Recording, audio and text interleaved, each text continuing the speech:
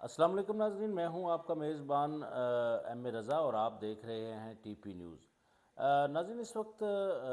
جس طرح آپ کو پتہ ہے میں یو اے ای کے دورے پر ہوں، لیکن انشاءاللہ آج ایکسپیکٹڈ ہے پاکستان کے لیے واپس آؤں گا۔ ناظرین، آج ایک بہت بڑی خبر ہے ہمارے پاس،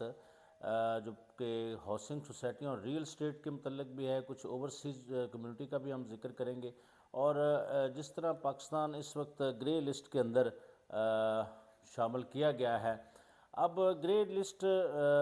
کے متعلق میں آپ کو تھوڑا سا بتا دوں کہ یہ گرے لسٹ کے اندر جو ممالک شامل ہوتے ہیں ان پہ کچھ کرپشن کے الزامات ہوتے ہیں، کچھ وہاں جو ملک کے اندر مطلب یہ سمجھ لیں منی لانڈرنگ ہو رہی ہوتی ہے یا لا قانونیت ہوتی ہے، اس کی وجہ سے پاکستان کو گرے لسٹ کے اندر شامل کیا گیا۔ اس کے لیے ایف اے ٹی پی کا ایک اجلاس ہوا، جس میں پاکستان کو مزید 4 ماہ کے لیے گرے لسٹ کے اندر رکھنے کا فیصلہ کیا گیا۔ اب وہ اجلاس میں کیوں ایسا کیا گیا، اس کی وجہ چونکہ یہ جو ایف اے ٹی پی ہے جو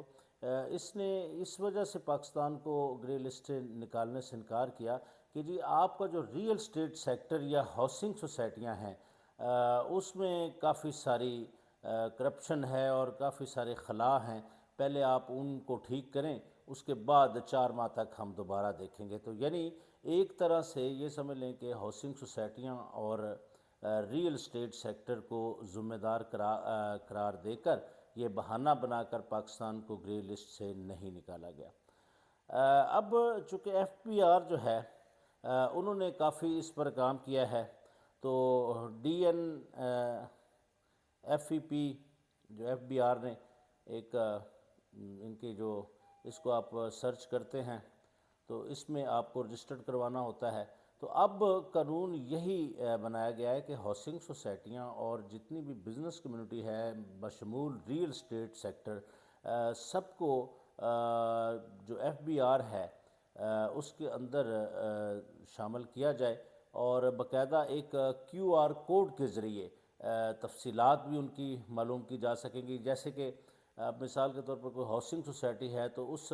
کیو آر کوڈ کو جب آپ سکین کریں گے اپنے موبائل سے تو اس میں آپ کو وہ ساری ڈیٹیل، یعنی اس کے این او سی کے متعلق، اس کی کمپیکٹ لینڈ کے متعلق یا اس کی اور کوئی جو لیگل فارمیلٹی ہیں وہ ساری اب آپ کو ملیں گی۔ یعنی اب کوئی بھی حکومت کی طرف سے بڑا سختی سے اس کو اب قانون تو پہلے بھی موجود تھا، ریرا قانون ہے، تو اس میں یہ تھا کہ پہلے کوئی اس لیول کی امپلیمنٹیشن نہیں کی گئی تھی، لیکن اب اس کو بڑا زور و شور کے ساتھ امپلیمنٹ کیا جا رہا ہے تاکہ پاکستان کو گرے لسٹ سے نکالنے کے لیے یہ جو ایک بہانہ بنایا گیا ہے اس میں مطلب اس فارمیلٹی کو بھی پورا کیا جا سکے۔ اب ہم ذکر کرتے ہیں اوورسیز کمیونٹی کا، تو ناظرین آپ کو پتہ ہوگا کہ اسلام آباد اور راولپنڈی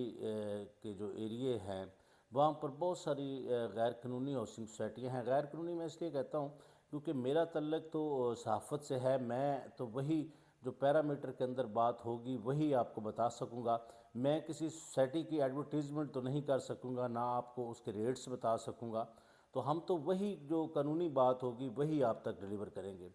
تو اس میں یہ ہوا کہ کئی ایسی سوسائٹیاں ہیں جن کے پاس این او سی نہیں ہے اور وہ فائلیں دھڑا دھڑ بیچ رہی ہیں، تو اس میں اب ایف بی آر نے یہ بھی فیصلہ کیا ہے کہ یہ جتنی بھی سوسائٹیاں لانچ ہوں گی ان سے یہ بھی پوچھا جائے گا کہ یہ آپ نے پیسہ کہاں سے لیا اور کیا یہ پیسہ ڈکلیئر ہے یا کہیں منی لانڈرنگ تو نہیں ہے، کیونکہ جو ایف اے ٹی پی ہے اس نے زیادہ جو الزام پاکستان کے اندر لگایا تھا وہ یہی لگایا کہ یہاں پر منی لانڈرنگ بہت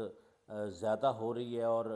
جو پیسہ انویسٹر یہاں پر انویسٹ کرتے ہیں ان کے وہ پیسے ڈکلیئر نہیں ہیں، لہٰذا پہلے وہ سارے معاملات کو حل کریں تو اس کے بعد ہم ایک میٹنگ کریں گے، اس کے بعد ہم پاکستان کو گرے لسٹ سے نکالنے کی پوری کوشش کریں گے، یہ انہوں نے کہا ہے۔ بہرحال اوورسیز لوگوں کو اب یہ کیو آر جو ایک ہوگا کوڈ، اس کے ذریعے وہ اب کسی بھی سوسائٹی کو یہ کنفرم کر سکیں گے، اس کی ساری ڈاکومنٹیشن چیک کر سکیں گے کہ کیا آیا یہ سوسائٹی جو لیگل بھی ہے۔ گرمی بہت ہے جہاں پر میں بیٹھا ہوں، تو بہرحال آپ کی محبت ہے، آپ کو آپ سے رابطہ رکھنے کے لیے یہ ویڈیوز تو کرنی پڑتی۔ بہرحال اس میں یہ ہے کہ اب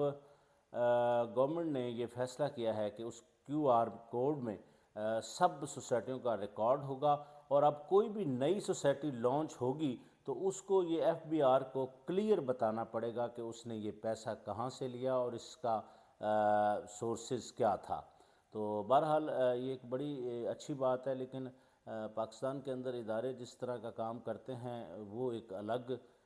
سوال ہے۔ اللہ کرے کہ کوئی ایسی ایماندار ٹیم آ جائے کہ